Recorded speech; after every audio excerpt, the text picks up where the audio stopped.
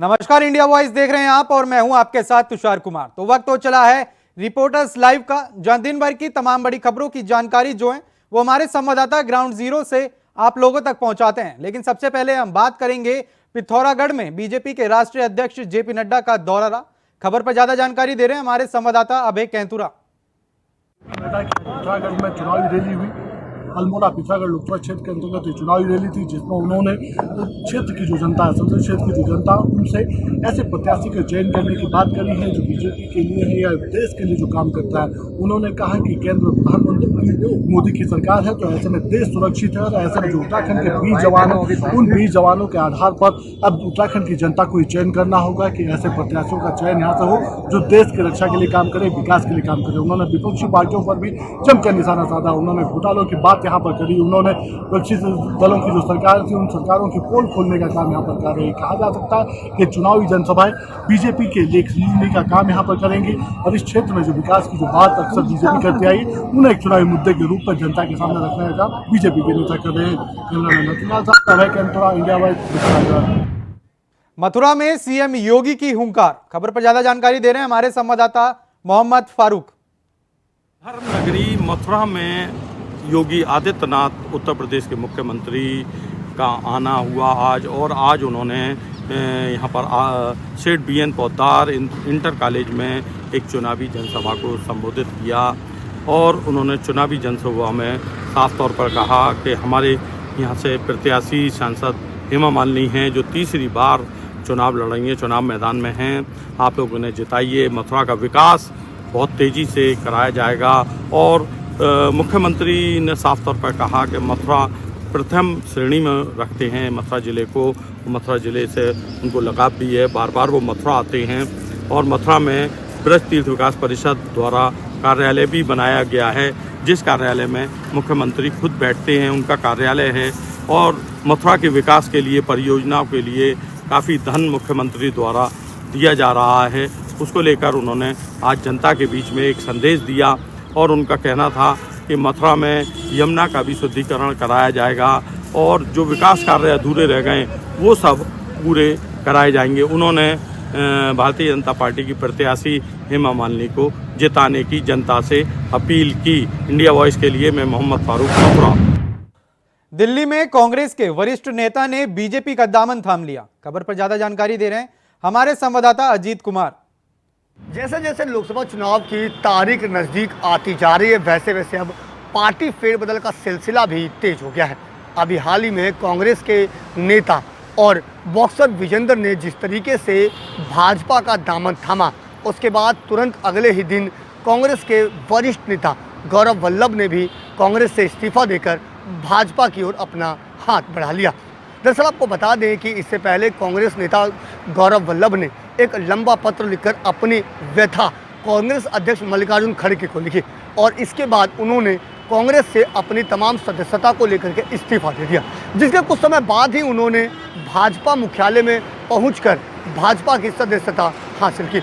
आपको बता दें कि भाजपा की ओर से भाजपा नेता विनोद तावड़े ने उन्हें पार्टी की सदस्यता दिलाई। ये साफ तौर पर कहा जा सकता है कि जिस तरीके से कांग्रेस के बड़े नेता भाजपा का दामन थाम रहे हैं, आने वाले समय में कांग्रेस के लिए एक बहुत बड़ी मुसीबत जरूर खड़ी कर सकता है। लिहाजा देखना लाजमी होगा कि इस फहरिस्त में आगे और किस तरह के पार्टी फेरबदल का दौर देखने को मिलता है। Ajit Kumar, India voice, Delhi. मथुरा में हेमा मालिनी ने नामांकन किया। खबर पर ज्यादा जानकारी दे रहे हैं हमारे संवाददाता मोहम्मद फारूक। मथुरा की सांसद हेमा मालिनी ने आज तीसरी बार भारतीय जनता पार्टी द्वारा आज उन्होंने पर्चा भरा है। भारतीय जनता पार्टी ने उनको मथुरा से तीसरी बार टिकट दिया है। आज नामांकन का आज आखिरी दिन था। जिलाधिकारी यानी जिला निर्वाचन अधिकारी के कार्यालय में जाकर उन्होंने पर्चा भरा है। उनके साथ में पार्टी के विधायक मौजूद थे। मथुरा के राजेश चौधरी, और अन्य विधायक हैं वो सब उनके साथ में मौजूद थे। और उत्तर प्रदेश सरकार के कैबिनेट मंत्री स्वतंत्र देव सिंह भी उनके साथ में मौजूद थे। और उन्होंने जब पर्चा भरा उसके बाद जब पत्रकारों ने उनसे बात करी तो उन्होंने बताया कि जो विकास कार्य अधूरे रह गए हैं, इस बार अगर जनता का आशीर्वाद मिलता है तो उन विकास कार्यों को भी वो पूरा कराएंगी। उन्होंने कहा है कि मेरी जो है लाखों से जीत होगी। और मुझे जो है यहाँ पर जो यमुना जी का जो मुद्दा है, यानी यमुना का शुद्धिकरण का जो मुद्दा है, उसको उन्होंने कहा कि इस बार यमुना जी को स्वच्छ कराने का वो काम करेंगी, यमुना जी को का शुद्धिकरण कराने का काम करेंगी। यमुना जी में जो गंदगी गिर रही है उसका उनका उद्देश्य है कि उसको सबसे पहले ठीक कराने का काम करेंगी, यानी यमुना जी को स्वच्छ कराने का काम करेंगी। इंडिया वॉइस के लिए मैं मोहम्मद फारूक। हरियाणा में कांग्रेस के वरिष्ठ नेता ने दिया विवादित बयान। खबर पर ज्यादा जानकारी दे रहे हैं हमारे संवाददाता अजीत कुमार। लोकसभा चुनाव को लेकर के तमाम राजनीतिक पार्टियों का चुनाव प्रचार अभियान तेज हो गया है। देश के विभिन्न राज्यों में तमाम राजनीतिक दल के बड़े दिग्गज नेता चुनाव प्रचार अभियान में पुरजोर तरीके से जुट गए हैं। ऐसे में हरियाणा के कैथल में आयोजित कांग्रेस के एक कार्यक्रम में जिस तरीके से कांग्रेस के वरिष्ठ नेता रणदीप सुरजेवाला का बयान सामने आया है, वो कांग्रेस के लिए एक बहुत बड़ी मुसीबत बनता हुआ नजर आ रहा है। दरअसल बीते दिनों हरियाणा के कैथल में कार्यक्रम आयोजित किया गया था, जिसमें रणदीप सुरजेवाला मुख्य रूप से पहुंचे हुए थे। और यहां पर लोगों को कार्यक्रम को संबोधित करते हुए रणदीप सुरजेवाला ने मथुरा से भाजपा सांसद हेमा मालिनी को लेकर के एक विवादित बयान दे डाला और इसी को लेकर के वो भाजपा के निशाने पर आ गए। जिस तरीके से उनकी बयानबाजी सामने आई, भाजपा अब इस पूरे मामले को लेकर के चारों तरफ से कांग्रेस को घेरना का काम कर रही है। वहीं भाजपा ने रणदीप सुरजेवाला के इस बयान की कड़ी निंदा भी की है। बताया जा रहा है कि भाजपा की महिला मोर्चा इस मामले को लेकर के शिकायत दर्ज करा सकती है। वहीं दूसरी ओर इस मामले में हरियाणा महिला आयोग की तरफ से भी एक कड़ा कदम उठाया गया है और हरियाणा महिला आयोग ने रणदीप सुरजेवाला के नाम पर एक नोटिस जारी किया है, जिसमें उन्हें 9 अप्रैल को पेश होने को कहा गया है। दिल्ली में आप मंत्री संजय सिंह जेल से रिहा हो गए। खबर पर ज्यादा जानकारी दे रहे हैं हमारे संवाददाता अजय चौहान। आम आदमी पार्टी के राज्यसभा सांसद संजय सिंह को बेल मिलने के बाद लगातार वो अब बीजेपी पर हमला होता नजर आ रहा है। बता दें, जिस तरह से संजय सिंह ने कल प्रधानमंत्री नरेंद्र मोदी को चैलेंज किया और बीजेपी पर गंभीर आरोप भी लगाए, क्योंकि अरविंद केजरीवाल जब जेल गए थे उसके बाद लगातार कहीं न कहीं दिल्ली की समस्या को लेकर भी संजय सिंह ने कहा कि अरविंद केजरीवाल जी लगातार दिल्ली की जनता का भला चाहते थे, क्योंकि दिल्ली के अंदर जल की समस्या अब गर्मी होने लगी है। वहीं डीटीसी की बात कही, वहीं अस्पतालों की बात कही, वहीं विकास की बात कही, यानी कहीं न कहीं अब बीजेपी को घेरते हुए नजर आ रहे हैं। अब देखना यह होगा कि आखिरकार अरविंद केजरीवाल जी को लेकर जिस तरह संजय सिंह ने कहा कि अरविंद केजरीवाल को दिल्ली की बहुत चिंता है, यानी कि जेल जाने के बाद उनको काफ़ी चिंता है, लेकिन वहीं बीजेपी ने कहा कि आखिरकार अरविंद केजरीवाल को अगर चिंता है तो दिल्ली का मुख्यमंत्री क्यों नहीं दे रहे हैं, तो क्यों नहीं वो इस्तीफा दे रहे हैं। ऐसे में लगातार संजय सिंह ने कहा था वो लगातार केजरीवाल को तो बंद कर सकते हैं, लेकिन उनकी आत्मा को बंद नहीं कर सकते। वो दिल्ली के साथ हैं और दिल्ली की जनता के साथ हमेशा रहेंगे। अब देखना होगा कि संजय सिंह कितना और आगे क्या क्या करेंगे अपनी पार्टी के लेकर। चुनाव 2024 का भी है, ऐसे में क्या वो प्रचार कर पाएंगे पार्टी का या अरविंद केजरीवाल को राहत मिलेगी। लेकिन ऐसे में नहीं लगता कि अरविंद केजरीवाल की सुनवाई भी थी लगातार, लेकिन संजय सिंह ने कहा था हम जा सकते हैं तो रिहा हो सकते हैं, हम फतेह जीत के आए हैं। वहीं उन्होंने 4 नाम और लिए सामने, आतिशी, सौरभ भारद्वाज, दुर्गेश पाठक और राघव चड्ढा, यानी कि सीधा सीधा कहा कि बीजेपी इन चारों को भी जेल में डालने की तैयारी कर रही है, लेकिन उन्होंने कहा हम जेल से नहीं डरते हैं। देखना होगा कि अब क्या इनकी बारी है। जो संजय सिंह लगातार बात कर रहे हैं। दिल्ली से अजय चौहान। यूपी में सपा प्रत्याशियों को लेकर कंफ्यूजन दिख रही है। खबर पर ज्यादा जानकारी दे रहे हैं हमारे संवाददाता आसिफ बैग। समाजवादी पार्टी में प्रत्याशियों के चयन और टिकट को लेकर घमासान खत्म होने का नाम नहीं ले रहा है।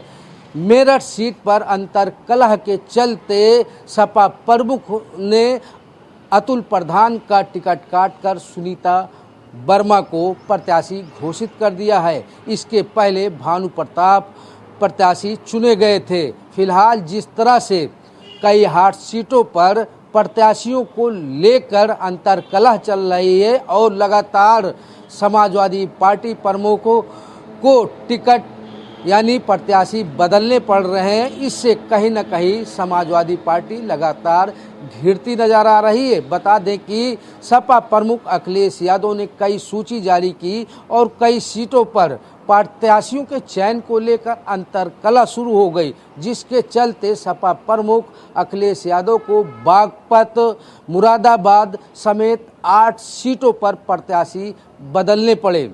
बात मेरठ सीट की करें तो सबसे पहले सपा प्रमुख अखिलेश यादव ने भानु प्रताप को प्रत्याशी घोषित किया। उनके बायरी होने के चलते यहां अंतर्कलह शुरू हो गई। सपा प्रमुख ने अतुल प्रधान को यहां से प्रत्याशी घोषित किया, लेकिन चंद घंटों में ही अतुल प्रधान का टिकट काटकर सुनीता वर्मा को प्रत्याशी घोषित कर दिया गया और उन्हें सिंबल भी दिया गया। इस सीट पर भी घमासान शुरू हो गया, लेकिन सपा प्रमुख अखिलेश यादव ने सुनीता वर्मा के पति योगेश वर्मा और अतुल प्रधान को साथ बैठाकर तालमेल बैठाने की कोशिश की, लेकिन जिस तरह से अतुल प्रधान का टिकट कटा उससे कहीं न कहीं मेरठ सीट पर घमासान बढ़ता ही जा रहा है। वहीं यूपी में कांग्रेस ने 2 प्रत्याशियों को उतारा। खबर पर ज्यादा जानकारी दे रहे हैं हमारे संवाददाता रमन मिश्रा। बुधवार रात कांग्रेस ने उत्तर प्रदेश की 2 लोकसभा सीटों पर अपने प्रत्याशियों की घोषणा की। कांग्रेस ने मथुरा से जहां मुकेश धनगर को कांग्रेस का प्रत्याशी बनाया, वहीं सीतापुर सीट से नकुल दुबे के स्थान पर पूर्व विधायक राकेश राठौर को टिकट दिया। आपको बता दें कि पहली लिस्ट में ही सीतापुर से नकुल दुबे का नाम घोषित किया गया था, लेकिन किन्हीं कारणोंवश अब नकुल दुबे का नाम काटकर सपा पूर्व विधायक रहे राकेश राठौर को प्रत्याशी बनाया गया है। माना जा रहा है कि ओबीसी समाज से आने वाले राकेश राठौर एनडीए के प्रत्याशी को, भाजपा के प्रत्याशी को अच्छी टक्कर दे सकते हैं। वहीं बात करें मथुरा से मुकेश धनगर की, तो उनका मुकाबला हेमा मालिनी से है। हेमा मालिनी 2 बार की भाजपा सांसद हैं और तीसरी बार भी भाजपा ने उन्हें प्रत्याशी बनाया गया है। हॉट सीट माने जाने वाली मथुरा में मुकेश धनगर हेमा मालिनी को अब कैसी और कितनी बड़ी टक्कर देते हैं, ये चुनाव में तय होगा।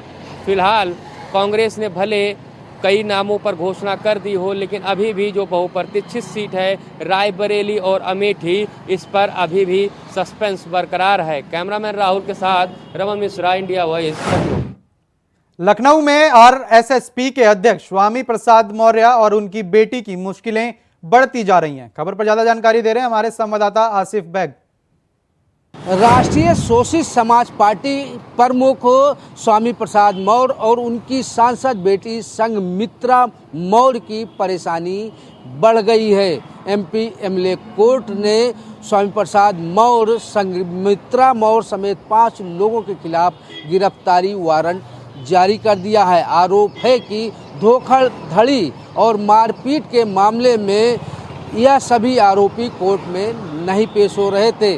बता दें कि पूरा मामला राजधानी लखनऊ से जुड़ा हुआ है, जहां के रहने वाले दीपक स्वर्कार ने मुकदमा दर्ज कराया था कि स्वामी प्रसाद मौर्य और सांसद संघमित्रा मौर्य ने उन्हें झांसे में रखा था और उन्होंने उसे यह बताया था कि उनकी शादी के बाद तलाक हो गया है, जिस पर दीपक स्वर्कार ने उनसे शादी कर ली थी और इसके बाद अनबन शुरू हुई, जिसके बाद दीपक स्वर्कार ने आरएसएसपी प्रमुख स्वामी प्रसाद मौर्य और संघमित्रा मौर्य के समेत 5 लोगों पर मारपीट, धोखाधड़ी समेत कई संगीन अपराधों में मुकदमा दर्ज कराया था। मामले में कई बार नोटिस जारी होने के बावजूद लखनऊ में बुरखे की आड़ में होने वाला फर्जी मतदान रोका जाएगा। खबर पर ज्यादा जानकारी दे रहे हैं हमारे संवाददाता मोहम्मद आमान।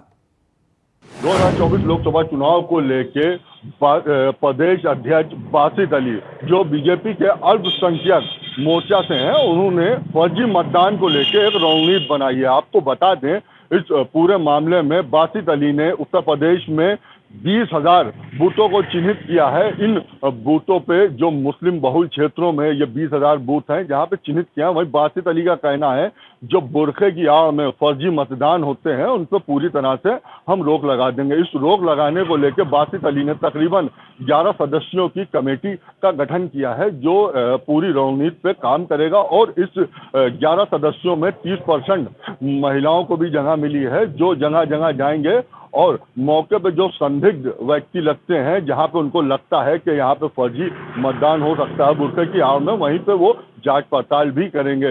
वहीं बासित अली का साफ तौर से कहना है कि इस बार जो लोकसभा के चुनाव हैं इसमें बुरखे की आड़ में फर्जी मतदान नहीं होने देंगे। अब देखना यह है कि बासित अली की इस रणनीति कहां तक कामयाब होती है। लखनऊ से मोहम्मद अमान।